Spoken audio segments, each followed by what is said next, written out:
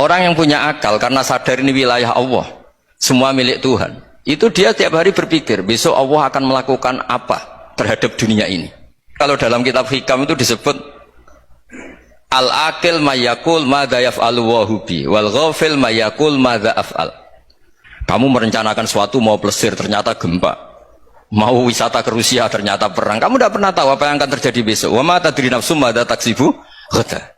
Tapi anda semua kita ini sering punya jadwal permanen. Makanya saya kalau diundang siapa saja, sana takdir. Yang jelas Gus ini acara penting.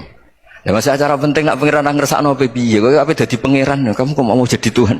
Itu kadang ya kiai gitu. Penting Gus acara ini jenengan harus memastikan bisa. Loh kamu itu yang ngajarin tauhid, sesuatu itu biadillah kok bilang-bilang apa pasti. Kalau maksa terus tak tobatkan loh kamu kata saya itu. Ya kalau gitu Gus bilang insya Allah. Wah itu hati saya, fisik saya, roh saya sudah bilang insya Allah. Tidak usah kamu latih kata saya. Nah hal-hal tauhid keseharian itu gampang sebetulnya. Wal ghafil yaqulu madza af'al. Tapi orang yang lupa Allah dia setiap hari bilang besok apa sih kita bisa melakukan apa. Seakan-akan dia itu aktor, dia penting, dia subjek permanen dia. Padahal kita ini hanya objek kehendak Allah Subhanahu wa taala. Karena kita yakin sesuatu yang terjadi di alam raya ini kita tidak bisa apa-apa. Makanya saya sering ngaji, sering bilang saya, ketika Anda mensifati Allah, dia yang menghidupkan. Sudah itu tanamkan, sehingga ketika kita mati, santai saja. Kenapa santai? Allah punya cara menghidupkan kita. Zaman kita hidup juga gak tahu caranya ngelola jantung, ngelola paru-paru. Kamu juga gak tahu ngelola oksigen yang tidak beracun, tidak ngandung polusi. Tahu-tahu hidup. Gak ingin tua ya tahu-tahu tua, gak ingin mati tahu-tahu mati. Selama ini kita hidup juga gak tahu apa sebetulnya. Hanya gaya tok, punya jadwal, punya planning.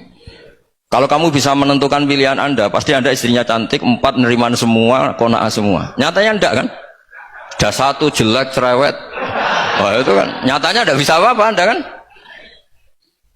Dan kamu bawa mati lagi. Nah, itu kan, istri Anda juga gitu, punya keinginan, punya suami yang ganteng, yang jabat, yang neriman, yang enggak poligami. Ya enggak kesampaian juga. Kalau kita ngitung tingkat kegagalan kita itu gagal terus. Ya kan? Nah, terus ingat Allah, madza yaf'alu wa hubi. Orang yang punya akal selalu berpikir Allah itu menghendaki apa terhadap saya. Lalu sama-sama orang gitu. Ngelihat orang yang serius, itu kata Anda itu pemikir berat, serius. Senang punya tokoh yang merengut tuh, karena kamu anggap serius. Tapi sebagian orang anggap orang yang serius itu wong merengut, wong masam, wong muka kok ditekuk. Jadi sama itu hati ya muqallibal qulub tsabbit qalbi ala dini, karena kita enggak tahu cara berpikir kita tentang orang lain, tentang sekeliling kita. Misalnya kita orang baik yang jenis ngurmat fakir miskin. Ada orang bangun masjid mewah itu janggal. Apa artinya masjid mewah kalau banyak orang kelaparan? Tapi kalau yang jenis pendidikan apa artinya masjid mewah kalau tidak bisa ngaji? Nanti yang jenis infrastruktur apa artinya ini kalau semuanya punya sudut pandang yang berbeda-beda. Dan Islam mengapresiasi semua kebaikan. Tapi katakan semua kebaikan itu adalah kehendak Allah Subhanahu wa taala. Karena apapun baik Anda itu pakai fasilitas yang diberikan oleh Allah Subhanahu wa taala. Sehingga ini yang disebut qulillah tsumma darhum fi khawdihim yal'abun.